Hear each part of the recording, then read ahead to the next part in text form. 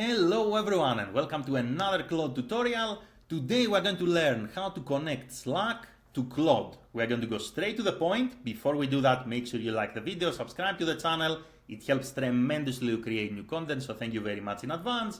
And let's get started. So if you want to connect Slack to Claude, all you have to do is to come here to Claude, then you're going to click on Customize from the left-hand side, and then you're going to say Connect your tools.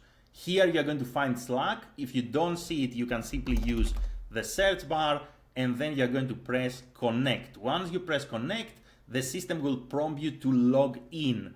Now here you need to select which Slack channel you want to connect with Claude. So you're going to select your workspace here. You are going to say Allow, and then this will allow Claude basically to connect with Slack.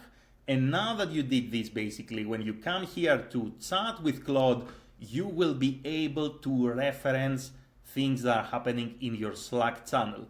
Now, one very important thing is to understand what exactly you can do with this connection. So if you come here back to the same page where we connect Slack, we can see under tools, basically everything that we can actually do at the moment with Claude and Slack, which means basically that we can use Claude to send messages, we can use Claude to read channel content, we can use Claude to read Slack threads, we can use Claude basically to search within Slack threads, and a lot more things basically that are described here, which means that now you can control Slack communication, you can analyze, you can search, you can type messages, you can reply to threads, and a lot more things through Claude directly.